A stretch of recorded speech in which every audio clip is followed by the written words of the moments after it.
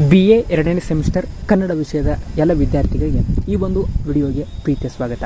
ಇವತ್ತಿನ ಒಂದು ವಿಡಿಯೋದಲ್ಲಿ ನಾವು BA 2ನೇ ಸೆಮಿಸ್ಟರ್ ಕಂಟಿನ್ಯೂ ಪಾರ್ಟ್ ಘಟಕ 2 ಆಧುನಿಕತೆ. ಈಗಾಗಲೇ ಘಟಕ 1ರಲ್ಲಿ ಬರುವಂತಹ 4 ಅಧ್ಯಾಯಗಳನ್ನು ಅದರ ಅಭ್ಯಾಸದ ಪ್ರಶ್ನೋತ್ತರಗಳನ್ನು ಸ್ವಾರಸ್ಯಪೂರ್ಣವಾಗಿ ಡಿಸ್ಕಷನ್ ಮಾಡಿದ್ದೀನಿ. ಈಗ ಕಂಟಿನ್ಯೂ ಪಾರ್ಟ್ ಘಟಕ 2 ಆಧುನೀಕರಣ. ಈ ಘಟಕ 2ರಲ್ಲಿ ಬರುವಂಥ ಕಂಟಿನ್ಯೂ ಪಾರ್ಟ್ ಅಧ್ಯಾಯ 5 ನ್ಯಾನೋ ತಂತ್ರಜ್ಞಾನ. JR ಲಕ್ಷ್ಮಣ್ ರಾವ್ ಅವರು ಬರೆದಿರ್ತಕ್ಕಂತಹ ನ್ಯಾನೋ ತಂತ್ರಜ್ಞಾನ ಅಧ್ಯಾಯದ ಇವತ್ತಿನ ಕ್ಲಾಸ್ನಲ್ಲಿ ನಾವು ಈ ಅಧ್ಯಾಯದ ಕರ್ತರಾದಂತಹ JR ಲಕ್ಷ್ಮಣ್ ರಾವ್ ಅವರ ಕೃತಿಕರ್ತ್ಯ ಪರಿಚಯ ಮತ್ತು ಪ್ರಬಂಧ ಮಾದರಿಯ ಪ್ರಶ್ನೋತ್ತರಗಳನ್ನು ಚರ್ಚೆ ಮಾಡುವ ಪ್ರಯತ್ನವನ್ನು ಮಾಡೋಣ ಅಂತ ಹೇಳ್ತಾ ಇವತ್ತಿನ ಕ್ಲಾಸ್ನ ಸ್ಟಾರ್ಟ್ ಮಾಡೋಣ ಬನ್ನಿ. ಮೊದಲಿಗೆ ಕೃತಿಕರ್ತ್ಯ ಪರಿಚಯವನ್ನು ನೋಡೋದಾದರೆ, ಕನ್ನಡದ ಪ್ರಮುಖ ವೈಜ್ಞಾನಿಕ ಬರಹಗಾರರಲ್ಲಿ JR ಲಕ್ಷ್ಮಣ್ ರಾವ್ ಒಬ್ಬರು. 1921 ಜನವರಿ 18ರಂದು ಜನಿಸಿದ ಇವರ ಹುಟ್ಟೂರು ಜಗಳೂರು. ಇವರ ಪೂರ್ಣ ಹೆಸರು ಜಗಳೂರು ರಾಘವೇಂದ್ರ ರಾವ್ ಲಕ್ಷ್ಮಣ್ ರಾವ್. 1937ರಲ್ಲಿ SSLC ಮುಗಿಸಿದ ಇವರು 1939ರಲ್ಲಿ ಇಂಟರ್ಮೀಡಿಯೇಟ್ ಪಾಸಾದರು. 1943ರಲ್ಲಿ ಮೈಸೂರು ವಿಶ್ವವಿದ್ಯಾನಿಲಯದಿಂದ MSc ಪದವಿ ಪಡೆದು JR ಲಕ್ಷ್ಮಣ್ ರಾವ್ 1943ರಲ್ಲಿ ತುಮಕೂರಿನಲ್ಲಿ ರಾಸಾಯನಿಕ ವಿಜ್ಞಾನದ ಅಧ್ಯಾಪಕರಾಗಿ ಕಾರ್ಯ ಆರಂಭಿಸಿದರು. 1965ರಲ್ಲಿ ಮೈಸೂರು ವಿಶ್ವವಿದ್ಯಾನಿಲಯದಲ್ಲಿ ರೀಡರ್ ಪ್ರಾಧ್ಯಾಪಕರಾಗಿ ಕಾರ್ಯನಿರ್ವಹಿಸಿ ನಿವೃತ್ತರಾದರು. ನಿವೃತ್ತಿಯ ನಂತರ ಯುವರಾಜ ಕಾಲೇಜಿನಲ್ಲಿ ರಸಾಯನಶಾಸ್ತ್ರದ ಪ್ರಾಧ್ಯಾಪಕರಾಗಿ ಇಂಗ್ಲಿಷ್ ಕನ್ನಡ ನಿಘಂಟುವಿನ ಪರಿಷ್ಕರಣಾ ಕಾರ್ಯದ ಮುಖ್ಯ ಸಂಪಾದಕರಾಗಿ ಕಾರ್ಯನಿರ್ವಹಿಸಿದರು. ವೈಜ್ಞಾನಿಕ ಬರಹಗಾರರಾಗಿ ಹೆಸರು ಮಾಡಿದ JR ಲಕ್ಷ್ಮಣ್ ರಾವ್ ಪ್ರಬುದ್ಧ ಕರ್ನಾಟಕದ ಚಿನ್ನದ ಸಂಚಿಕೆಯ ವಿಜ್ಞಾನಾಂಕ ವಿಜ್ಞಾನ ಕರ್ನಾಟಕ ಅಂದರೆ ತ್ರೈಮಾಸಿಕ ಬಾಲವಿಜ್ಞಾನ ಮಾಸಿಕದ ಸಂಪಾದಕರಾಗಿಯೂ ಕಾರ್ಯನಿರ್ವಹಿಸಿದ್ದಾರೆ.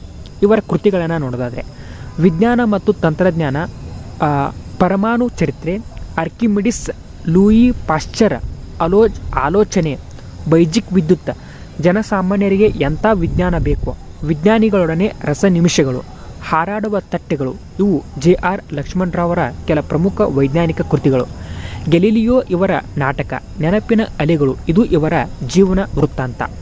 ಇಷ್ಟು ಅವರ ಒಂದು ಕೃತಿಕರ್ತ್ಯ ಪರಿಚಯವಾಗಿತ್ತು. ಮುಂದುವರೆದು ಈ ಅಧ್ಯಾಯದ ಪ್ರಬಂಧ ಮಾದರಿಯ ಪ್ರಶ್ನೋತ್ತರಗಳನ್ನು ನೋಡೋದಾದರೆ, ಆ ಪ್ರಶ್ನೆಯಲ್ಲಿ ಪ್ರಶ್ನೆ ನಂಬರ್ 1, ನ್ಯಾನೋ ತಂತ್ರಜ್ಞಾನ ಲೇಖನದ ಸ್ವಾರಸ್ಯವನ್ನು ನಿರೂಪಿಸಿ.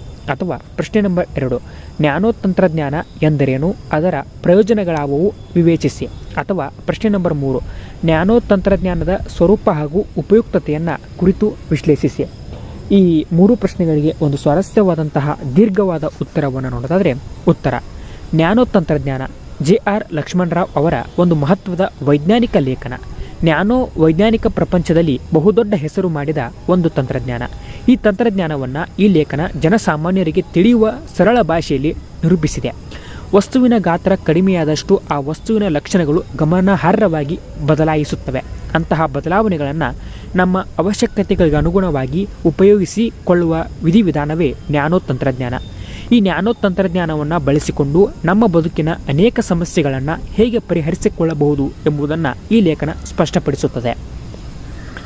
ವಿಜ್ಞಾನ ಹಾಗೂ ತಂತ್ರಜ್ಞಾನ ಇವೆರಡೂ ಒಂದಕ್ಕೊಂದು ಪೂರಕವಾದವುಗಳು. ವಿಜ್ಞಾನದ ಗುರಿ ನಮ್ಮ ಸುತ್ತಮುತ್ತಲಿನ ಚೇತನ ಹಾಗೂ ಅಚೇತನ ವಸ್ತುಗಳ ಬಗ್ಗೆ ನಂಬಲು ಅರ್ಹವಾದ ಜ್ಞಾನವನ್ನು ಗಳಿಸಿಕೊಳ್ಳುವುದಾದರೆ, ತಂತ್ರಜ್ಞಾನದ ಗುರಿ ವಿಜ್ಞಾನದ ಗಳಿಸಿದ ಈ ಜ್ಞಾನವನ್ನು ನಮ್ಮ ಪ್ರಯೋಜನಕ್ಕೆ ಬಳಸಿಕೊಳ್ಳುವುದು ಆಗಿದೆ. ವಿಜ್ಞಾನ ಮತ್ತು ತಂತ್ರಜ್ಞಾನಗಳ ಇತ್ತೀಚಿನ ಬೆಳವಣಿಗೆಯ ಹಿನ್ನೆಲೆಯಲ್ಲಿ ನಾವು ಬಹು ಮುಖ್ಯವಾಗಿ ಗಮನಿಸಬೇಕಾದ ತಂತ್ರಜ್ಞಾನವೆಂದರೆ ನ್ಯಾನೋ ತಂತ್ರಜ್ಞಾನ.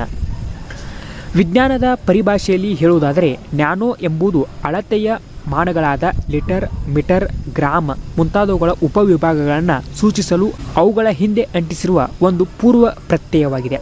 ನ್ಯಾನೋ ಎಂಬುದು ಮೀಟರ್ನ ಮಿಲಿಯನ್ನಲ್ಲಿ ಒಂದು ಭಾಗವಾದ ಮೈಕ್ರಾನ್ 1000ರಲ್ಲೊಂದು ಭಾಗವಾಗಿದೆ. ಹೀಗಾಗಿ ನ್ಯಾನೋಮೀಟರ್ ಎಂಬುದು ಮಾತ್ರ ನಿಜವಾಗಿಯೂ ನಮ್ಮ ಕಲ್ಪನೆಗೆ ಎಟುಕುವುದಿಲ್ಲ. ಕೆಲವು ನ್ಯಾನೋಮೀಟರ್ನಿಂದ 100 ನ್ಯಾನೋಮೀಟರ್ಗಳ ವ್ಯಾಪ್ತಿಯಲ್ಲಿರುವ ದಿನ ಬಳಕೆಯ ಯಾವುದೇ ವಸ್ತುವಿನ ಒಂದು ಕಣವೇ ನ್ಯಾನೋ ಕಣ. ವಸ್ತುಗಳ ಗಾತ್ರ ಕಡಿಮೆಯಾದಾಗ ಆ ವಸ್ತುವಿನ ಗುಣಲಕ್ಷಣಗಳಲ್ಲಾಗುವ ಗಮನಾರ್ಹ ಬದಲಾವಣೆಗಳನ್ನು ನಮ್ಮ ಅವಶ್ಯಕತೆಗಳ ಅನುಗುಣವಾಗಿ ಉಪಯೋಗಿಸಿಕೊಳ್ಳುವ ವಿಧಿವಿಧಾನವೇ ನ್ಯಾನೋ ತಂತ್ರಜ್ಞಾನ. ವಸ್ತುಗಳ ಗಾತ್ರ ಬದಲಾಯಿಸಿದಾಗ ಅದರ ಗುಣಲಕ್ಷಣಗಳು ಬದಲಾಗುವುದು ಸಹಜವೇ. ಉದಾಹರಣೆಗೆ, ರಸ್ತೆಯ ದುರಸ್ತಿಗಾಗಿ ರಸ್ತೆಯ ಪಕ್ಕದಲ್ಲಿ ಹಾಕಿದ್ದ ಜಲ್ಲಿಕಲ್ಲಿನ ತುಂಡುಗಳು ಸುಮಾರು 1-1.5 ಇಂಚು ದಪ್ಪವಿದ್ದರೂ ಅಂಥ ರಾಶಿಯ ಮೇಲೆ ನಿಂತುಕೊಳ್ಳಲು ಸಾಧ್ಯ. ಆ ತುಂಡುಗಳ ಗಾತ್ರ ಇನ್ನೂ ಕಡಿಮೆಯಾದಾಗ 1-2 ಮಿಲಿಮೀಟರ್ ದಪ್ಪವಿದ್ದರೆ ಆ ರಾಶಿ ಮರಳಿನ ರಾಶಿಯಂತಾಗುವುದರಿಂದ ಅದರ ಮೇಲೆ ನಿಂತರೆ ಕಾಲು ಆ ರಾಶಿಯಲ್ಲಿ ಹೂತು ಹೋಗುತ್ತವೆ. ಇನ್ನೊಂದು ಉದಾಹರಣೆ ಕೊಡೋದಾದರೆ, ಬಣ್ಣವಿಲ್ಲದ ಗಾಜಿನ ಹಾಳೆ ಸಂಪೂರ್ಣ ಪಾರದರ್ಶಕವಷ್ಟೇ. ಅದು ಮೇಜಿನ ಮೇಲೆ ಇಟ್ಟರೆ ಮೇಜಿನ ಮೇಲೆ ನಿಮಗೆ ಸ್ಪಷ್ಟವಾಗಿ ಕಾಣುತ್ತದೆ. ಆ ಹಾಳೆ ಒಡೆದು ತುಂಡುಗಳಾಗಿ ಒಂದೊಂದು ತುಂಡು ಕೇವಲ 1-2 ಸೆಂಟಿಮೀಟರ್ ಉದ್ದ, 1 ಸೆಂಟಿಮೀಟರ್ ಅಗಲವಾದರೆ ಆಗ ಆ ತುಂಡುಗಳು ಪಾರದರ್ಶಕವೇ ಆಗಿರುತ್ತವೆ.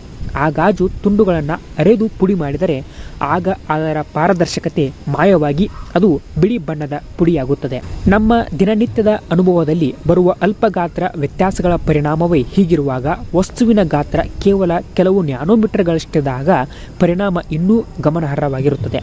ಹಾಗೆ ಉಂಟಾಗುವ ಗುಣಲಕ್ಷಣಗಳ ಬದಲಾವಣೆಯನ್ನು ಹೇಗೆ ಉಪಯೋಗಿಸಿಕೊಳ್ಳಬಹುದು, ಹೇಗೆ ಉಪಯೋಗಿಸಿಕೊಳ್ಳಲಾಗಿದೆ ಎಂಬುದಕ್ಕೆ ಕೆಲವು ಉದಾಹರಣೆಗಳನ್ನು ಕೊಡಬಹುದು. ದೃಷ್ಟಿದೋಷದ ಜನರು ಉಪಯೋಗಿಸುವ ಕನ್ನಡಕಗಳ ಲೆನ್ಸ್ಗಳು ಸಾಮಾನ್ಯವಾಗಿ ಗಾಜಿನವು. ದೃಷ್ಟಿದೋಷ ಹೆಚ್ಚಾಗಿದ್ದರೆ ಕನ್ನಡಕ್ಕೆ ಬಹುದಪ್ಪವಾದ ಗಾಜುಗಳು ಬೇಕಾಗುತ್ತವೆ. ಅವುಗಳ ತೂಕ ಹೆಚ್ಚಾಗಿರುವುದರಿಂದ ಮೂಗಿನ ಮೇಲ್ಭಾಗದ ಮೇಲೆ ಬೀಳುವ ಒತ್ತಡ ಅಸಹನೀಯವಾಗಿರುತ್ತದೆ.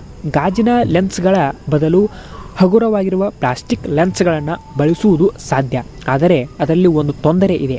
ಅಕಸ್ಮಾತ್ ಗಡುಸಾಗಿರುವ ಯಾವುದಾದರೂ ವಸ್ತು ಆ ಲೆನ್ಸ್ಗಳಿಗೆ ಬಡಿದರೆ ಲೆನ್ಸ್ಗಳ ಮೇಲೆ ಗೀರುಗಳುಂಟಾಗಿ ಲೆನ್ಸ್ ನಿಷ್ಪ್ರಯೋಜಕವಾಗುತ್ತವೆ. ಹಾಗಾಗದಂತೆ ಲೆನ್ಸ್ಗಳನ್ನು ರಕ್ಷಿಸಲು ಜಿರ್ಕೋನಿಯಂ ಆಕ್ಸೈಡ್ ನ್ಯಾನೋ ಕಣಗಳನ್ನು ಲೇಪಿಸುತ್ತಾರೆ. ಜಿರ್ಕೋನಿಯಂ ಒಂದು ಬಗೆಯ ಪಿಂಗಾಣಿ ಪದಾರ್ಥವಾದುದರಿಂದ ಅದು ಲೆನ್ಸ್ಗಳಿಗೆ ರಕ್ಷಣೆ ಒದಗಿಸುತ್ತದೆ.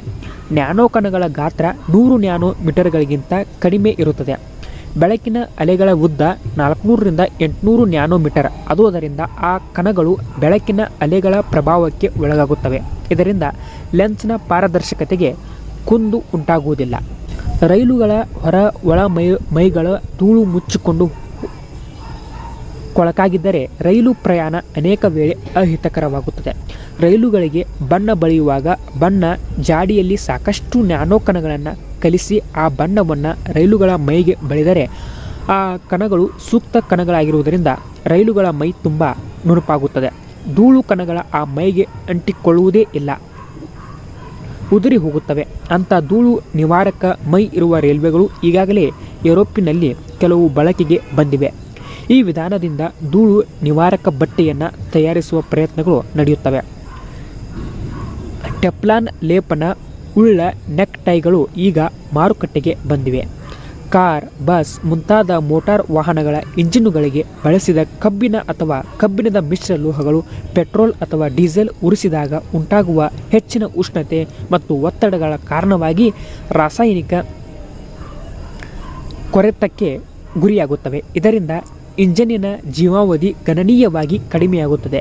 ಪಿಂಗಾಣಿ ಪದಾರ್ಥಗಳು ಆ ಬಗೆಯ ರಾಸಾಯನಿಕ ಕೊರೆತಕ್ಕೆ ಗುರಿ ಆಗುವುದಿಲ್ಲದರಿಂದ ಪ್ರಬಲವಾದ ಆಮ್ಲಗಳನ್ನು ತುಂಬಿಡಲು ಪಿಂಗಾಣಿ ಜಾಡಿಗಳನ್ನು ಉಪಯೋಗಿಸುವುದು ತುಂಬ ಸೂಕ್ತ. ಮೋಟಾರ್ ವಾಹನಗಳ ಇಂಜಿನುಗಳನ್ನು ಪಿಂಗಾಣಿ ಜಡಿಯಂತೆ ಪದಾರ್ಥಗಳಿಂದ ತಯಾರಿಸಿದರೆ ಅವು ರಾಸಾಯನಿಕ ಕೊರೆತಕ್ಕೆ ಗುರಿಯಾಗುವುದಿಲ್ಲ. ಆದ್ದರಿಂದ ಅವುಗಳನ್ನು ದೀರ್ಘಕಾಲ ಬಳಸಬಹುದು. ಆದರೆ ದುರದೃಷ್ಟವಶಾತ್ ಪಿಂಗಾಣಿ ಪದಾರ್ಥಗಳು ಬಂದರುವಲ್ಲ, ಅಂದರೆ ಅವುಗಳಿಗೆ ಏಟು ಬಿದ್ದರೆ ಅವು ಬಡಿಯುತ್ತವೆ. ಕಬ್ಬಿಣ ಮತ್ತು ಅದರ ಮಿಶ್ರ ಲೋಹಗಳಿಗಿಂತ ಪಿಂಗಾಣಿ ವಸ್ತುಗಳು ಸಹಿತ ಬಡಿದ ಹಾಳೆಗಳನ್ನು ತಯಾರಿಸುವಂತಿದ್ದರೆ ಅಥವಾ ಎಳೆದು ಸಲಿಕೆ ತಂತಿಗಳನ್ನು ಮಾಡುವುದು ಸಾಧ್ಯವಿದ್ದರೆ ಮೋಟಾರ್ ಇಂಜಿನ್ಗಳನ್ನು ಪಿಂಗಾಣಿ ಪದಾರ್ಥಗಳಿಂದ ತಯಾರಿಸಬಹುದಾಗಿತ್ತು. ಈ ಬಗೆಯ ಯೋಚನೆ ಮೋಟಾರ್ ಇಂಜಿನ್ ತಯಾರಿಕೆಗೆ ಹಿಂದೆ ಎಷ್ಟೋ ಸಲ ಬಂದಿದೆ. ಅದು ಕೇವಲ ಒಂದು ಕನಸು ಎಂದೇ ಭಾವಿಸಲಾಗಿತ್ತು. ಆದರೆ ಈಚೆಗೆ ತಿಳಿದು ಬಂದಿರುವ ಪ್ರಕಾರ ಪಿಂಗಾಣಿ ಪದಾರ್ಥಗಳನ್ನು ನ್ಯಾನೋ ಕಣಗಳಾಗಿ ತೆಗೆದುಕೊಂಡಾಗ ಅದನ್ನು ಹಾಳೆಗಳಾಗಿ ಕಟ್ಟಬಹುದು ಮತ್ತು ಸಲಾಕೆ ಹಾಗೂ ತಂತಿಗಳಾಗಿ ಎಳೆಯಬಹುದು. ಈ ವಿಷಯ ಗೊತ್ತಾದ ಮೇಲೆ ಮೋಟಾರ್ ಇಂಜಿನ್ ತಯಾರಕರು ತಮ್ಮ ಕನಸನ್ನು ನನಸಾಗಿ ಪರಿವರ್ತಿಸಲು ಯೋಜನೆ ಮಾಡುತ್ತಿದ್ದಾರೆ. ಈಗಾಗಲೇ ನ್ಯಾನೋ ಕಣಗಳ ಬಳಕೆ ಕಾರ್ಯಸಾಧ್ಯ ಹಾಗೂ ಪರಿಣತರಲ್ಲದ ಸಾಮಾನ್ಯರ ದೃಷ್ಟಿಯಲ್ಲಿಯೂ ಈ ಬಗ್ಗೆ ಕಾರ್ಯಸಾಧ್ಯವೆಂಬ ಭರವಸೆಯೂ ಮೂಡಿದೆ. ಆದರೆ ಜನಸಾಮಾನ್ಯರ ದೃಷ್ಟಿಯಲ್ಲಿ ಇದು ನಂಬಲು ಕಷ್ಟವಾಗಿದೆ. ಅಂತಹ ಕೆಲವು ನಿದರ್ಶನಗಳ ಮೇಲೆ ಈಗ ಕಣ್ಣು ಹಾಯಿಸಬಹುದು. ವಿಜ್ಞಾನಿ ಕೆ. ಎರಿಕ್ ಡೆಕ್ಸಲರ ಮೊಟ್ಟ ಮೊದಲ ಮೊಟ್ಟ ಮೊದಲು ಅವುಗಳ ಕಡೆ ಸಾರ್ವಜನಿಕರ ಗಮನವನ್ನು ಸೆಳೆದರು. ಅವರು ತಮ್ಮ ಸೃಷ್ಟಿಕರ್ತ ಎಂಜಿನ್ಗಳು ಬರಲಿರುವ ನ್ಯಾನೋ ತಂತ್ರಜ್ಞಾನ ಯುಗ ಎಂಬ ಕೃತಿಯಲ್ಲಿ ಕೇವಲ ಕೆಲವು ನ್ಯಾನೋಮೀಟರ್ಗಳಷ್ಟು ಗಾತ್ರವಿರುವ ಯಂತ್ರಗಳ ಬಗ್ಗೆ ಪ್ರಸ್ತಾಪ ಮಾಡಿದರು.